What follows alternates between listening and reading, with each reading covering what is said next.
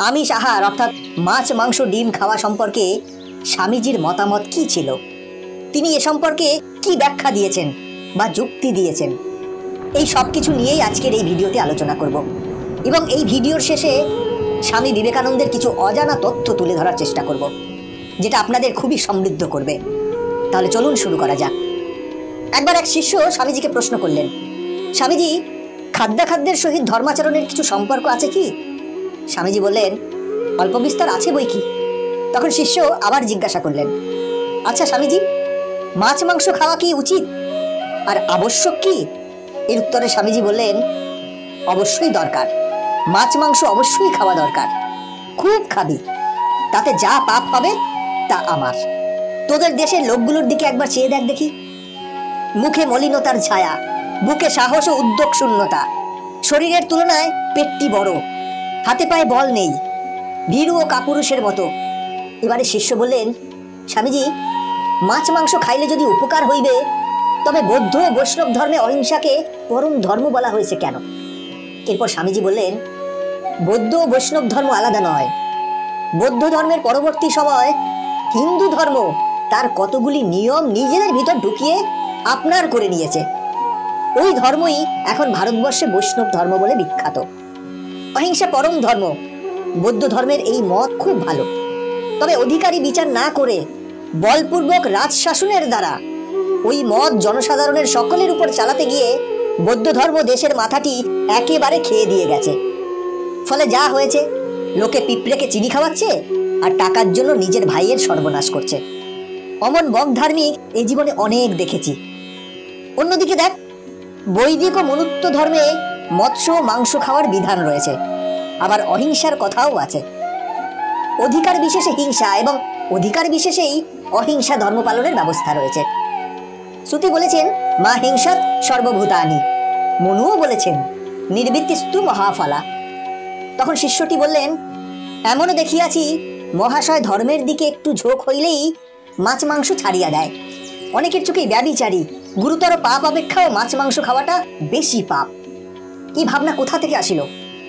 এটা শুনে স্বামীজি বললেন, কোথা থেকে এলো তা জেনে তোর দরকার নেই।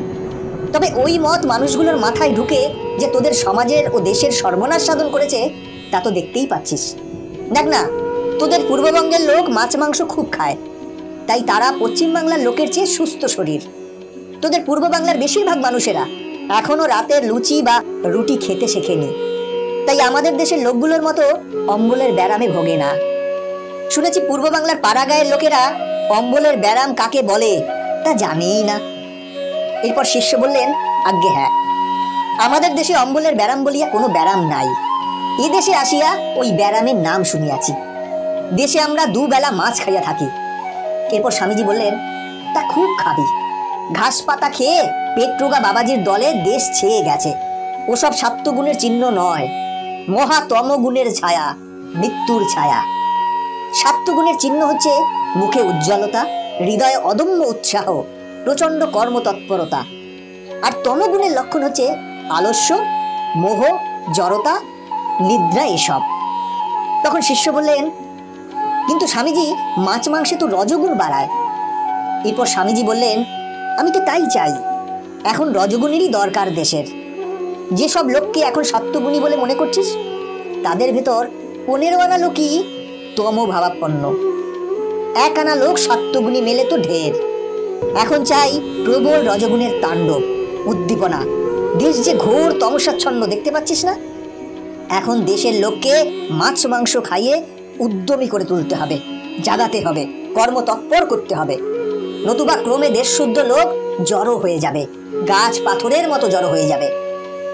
তাই বলছি, মাছ মাংস খুব খা, বেশি করে খা। তখন শিষ্য বললেন, কিন্তু স্বামীজি, মনে যখন সাত্ত্বগুণের অত্যন্ত স্ফূর্তি হয়, তখন মাছ মাংসে স্পৃহা থাকে। এরপর স্বামীজি বললেন, না, তা থাকে না। সাত্ত্বগুণের যখন খুব বিকাশ হয়, তখন মাছ মাংসের রুচি থাকে না। কিন্তু সাত্ত্বগুণ প্রকাশের এই সব লক্ষণগুলি জানবে। পরের জন্য সর্বস্বপণ, কামিনী কাঞ্চনে সম্পূর্ণ অনাসক্তি, অহং বুদ্ধি শূন্যতা, এইসব লক্ষণ যার হয়, তার আর আমিষ আহারের ইচ্ছা হয় না। আর যেখানে দেখবি মনে এই সব গুণে স্ফূর্তি নেই, অথচ অহিংসার দলে নাম লিখিয়েছে, সেখানে জানবি হয় ভণ্ডামি, না হয় লোক দেখানো ধর্ম। তোর যখন ঠিক ঠিক সত্যগুণে আস্থা হবে, তখন আমি সাহার ছেড়ে দিস, কিন্তু সেটা তোকে বলে করাতে হবে না। নিজের থেকেই এই সবের প্রতি অনীহা চলে আসবে। আর যতক্ষণ না মন থেকে এই অনীহা আসছে, ততক্ষণ যা মন চায় তাই খাবি। যা মন চায় তাই যদি না খাস, তাহলে তোর আত্মা কষ্ট পাবে। স্বামী বিবেকানন্দের খাওয়া দাওয়া নিয়ে কথা শেষ হওয়ারই নয়। বিশ্ব প্রতীক বিবেকানন্দকে অনেকেই চেনেন, তবে আজও অচেনা অজানা বিবেকানন্দের ভোজন প্রীতি। বিবেকানন্দ লিখেছেন, যার উদ্দেশ্য কেবল ধর্মজীবন, তার পক্ষে নিরামিষ। আর যাকে খেটে খুঁটে জীবন তরি চালাতে হবে, তাকে মাংস খেতে হবে বই কি। বিবেকানন্দ তাই অনায়াসে বলেন, ঠাকুর রাম বা কৃষ্ণের মদ মাংস খাওয়ার কথা রামায়ণ মহাভারতে রয়েছে। রামায়ণ মহাভারতে রাম বা কৃষ্ণ এরা তো সন্ন্যাসী নন, তাই তাদের সেই মতো খাবার দাবার। তিনি এদেশে গৃহী মানুষের উপর খাওয়া পড়া নিয়ে একমাত্রিক বিধি চাপাতে পক্ষপাতী ছিলেন না।